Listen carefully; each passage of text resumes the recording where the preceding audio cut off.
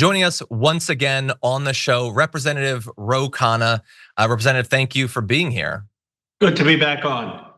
Always good to have you here. We've been having an ongoing conversation for a number of years, and we always appreciate your perspective. And so, thank you for joining us. I always enjoy being on, and great seeing you at the convention. Yes, it was great to get a chance to briefly chat. I want to start with the debate.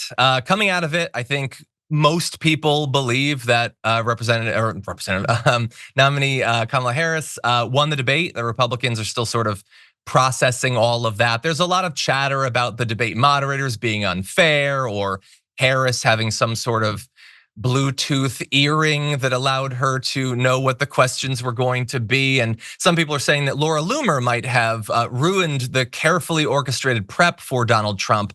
I'm curious, just right off the bat, your evaluation of how Trump and Harris, who had obviously very different goals in the debate, how they both performed.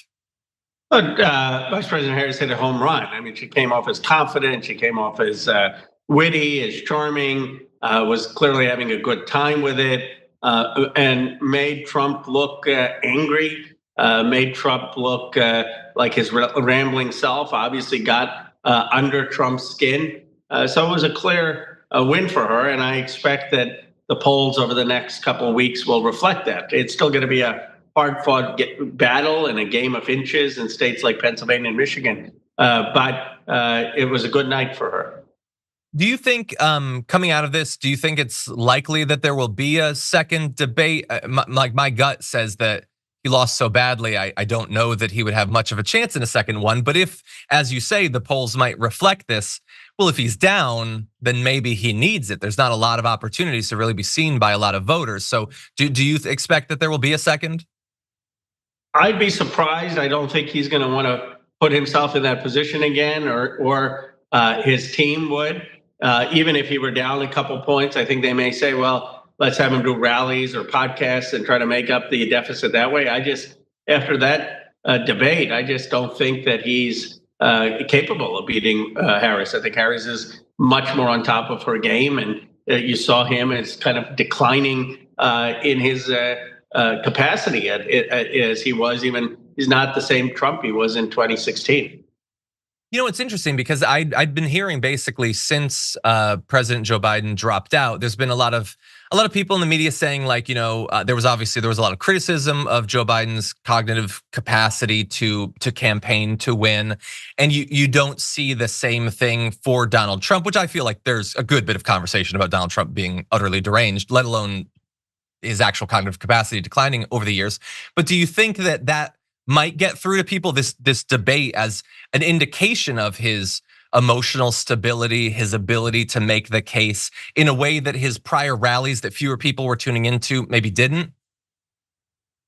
I do think people are just going tired of him. They're seeing how silly some of the things are. They're seeing how outside the mainstream he is, that he's really been inundated with this online right-wing conspiracy theory type people. And instead of speaking about jobs going offshore to China, which used to be a thing, and how he's going to bring manufacturing back, he's speaking about immigrants eating animals and denying the results of elections. And that's the stuff that people find crazy, even if they may agree with some of his policies. And that's why I think he's going to lose some of the independent suburban voters, voters that he very much needs to win the election. You mentioned how, she portrayed herself as like, a competent person. And one of the messages she often came to was, he seeks to divide us. She said that multiple times through the course of the debate. And as you pointed out, he referenced the debunked idea that Haitian migrants are eating people's dogs and cats and pets and all that. And he's flying around with Laura Loomer, who, as we talked about earlier on the show, was tweeting about how if Harris wins, the White House is going to smell like curry and things like that. Yeah, and obviously, I tweeted out that we'll have some good masala chai at the White House. That sounds pretty good, actually. I could go for that. Harris wins.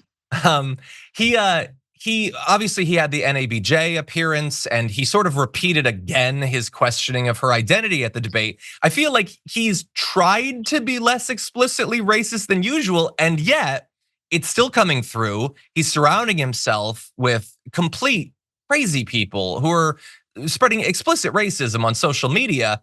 And so I don't see this as helping him in the election. So why do you think it's still such a big part of his campaign to constantly spread these racist tropes and ideas?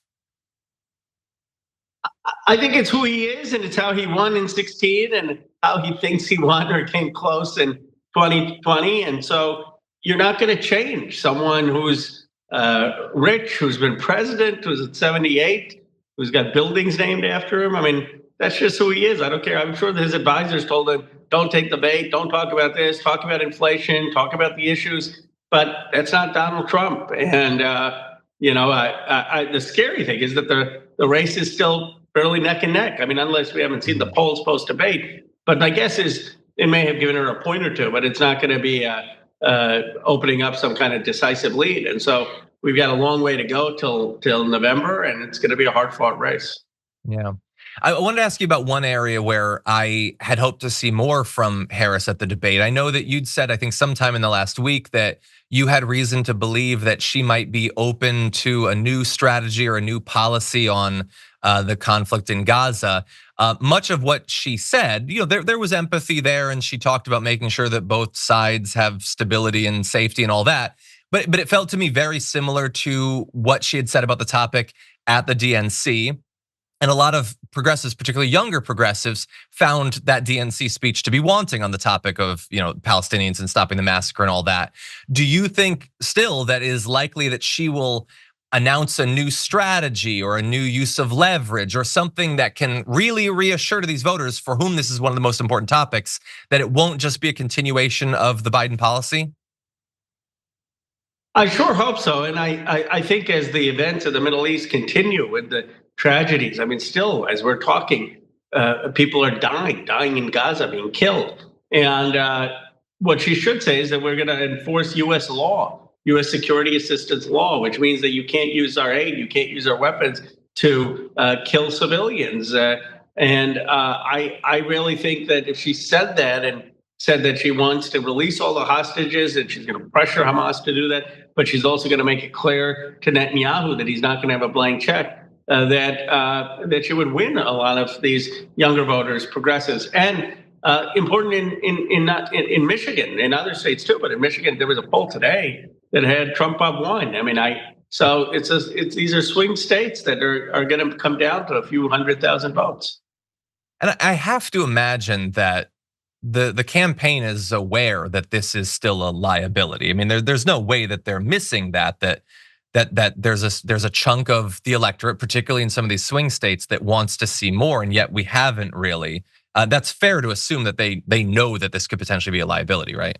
I think they're well aware of it. I think they're hoping that eventually people will see the stark choice for Donald Trump and vote for Harris. And I don't think you're going to get many people voting for Trump. The risk is, though, that they vote Jill Stein or Cornel West or just skip the ballot. Yeah. Some of them might still have the opportunity to vote for RFK Jr. because his ability to get himself taken off the ballot didn't succeed in a couple of those states. Members make a difference here at TYT. You help make the show happen, and we see you in the chat with your loyalty badge. Click the join button to become a member today.